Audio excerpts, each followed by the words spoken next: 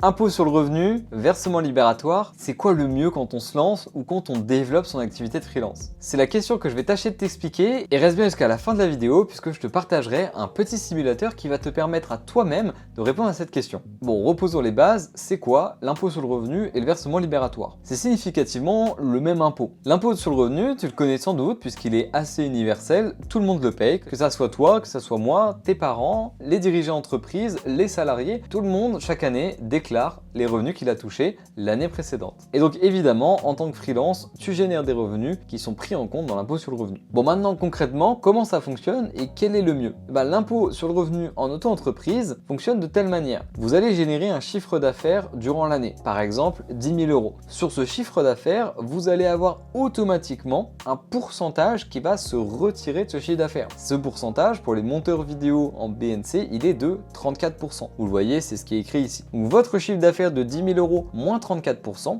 on arrive normalement à 6 600 euros. Et c'est ces 6 600 euros qui vont être pris en compte dans l'imposition sur le revenu, dans la grille qu'on voit en dessous. Et cette grille, vous la connaissez peut-être déjà ou pas encore, c'est une grille progressive qui fonctionne par tranche. Qu'est-ce que ça veut dire?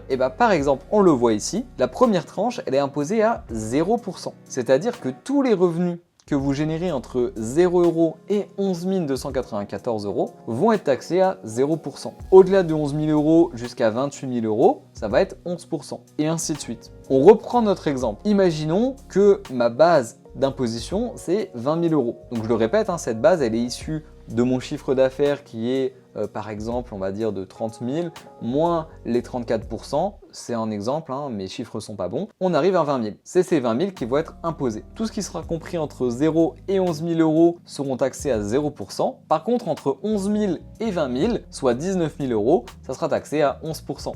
Voilà pour l'impôt sur le revenu. Voyons maintenant pour le versement libératoire. Bon, le versement libératoire, c'est significativement plus simple. Pourquoi? Parce que ça va être un pourcentage fixe pris sur votre chiffre d'affaires. Évidemment, ce pourcentage, il est différent en fonction de la catégorie dans laquelle vous êtes, mais en tant que monteur vidéo freelance, c'est 2,2% à l'heure où je fais cette vidéo. Ça veut dire que si par exemple ce mois-ci tu génères 1000 euros, tu vas être taxé automatiquement 2,2% sur ces 1000 euros, soit 22 euros. Et tu l'auras entendu dans mon explication, j'ai parlé de ce que tu vas payer ce mois-ci. Parce que le versement libératoire, contrairement à l'impôt sur le revenu que tu déclares et que tu payes en une fois, tu vas l'échelonner tout au long de l'année. Et ça va être dû à ta déclaration d'URSSAF. C'est-à-dire que si tu déclares tes revenus URSSAF tous les mois, ton versement libératoire sera pris tous les mois. Idem si tu déclares ton URSSAF tous les trimestres. Et donc ça permet quoi?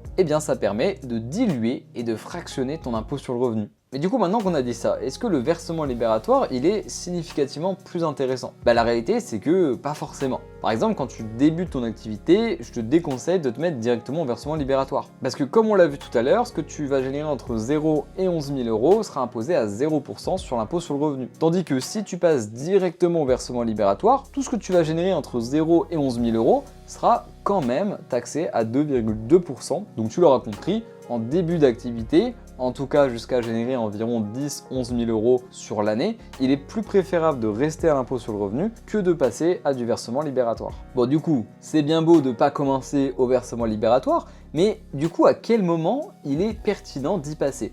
Cette réponse, c'est pas moi qui vais te la donner, mais c'est toi-même qui vas pouvoir l'avoir. Tout simplement, j'ai créé un petit simulateur que tu vois ici, qui est très simple, mais qui va te permettre de calculer très rapidement, en 2 clics, à quel moment il va être intéressant de passer au versement libératoire ou à l'inverse de rester à l'IR. Tu le vois ici, tu vas pouvoir renseigner ton chiffre d'affaires prévisionnel ou le chiffre d'affaires dans lequel tu es actuellement et automatiquement le tableur va te dire du côté libératoire donc ce que tu dois en URSSAF. Donc là on voit c'est significativement la même entre le libératoire et l'impôt sur le revenu. C'est bien normal. Et derrière, il va te noter ce que tu vas devoir payer en versement libératoire et ce que tu vas devoir payer en impôt sur le revenu. Et là, tu le vois, mais ça complète très bien ce que je disais juste avant, puisqu'on retrouve l'exemple de 10 000 euros que je te partageais. Et tu le vois dans le tableau, en libératoire, tu vas payer 220 euros d'impôt. Alors que si tu restes à l'impôt sur le revenu, tu vas payer 0, comme c'est indiqué ici. Ce qui fait qu'à la fin, ton total des taxes qu'on voit ici, c'est-à-dire URSSAF, plus l'impôt sur le revenu,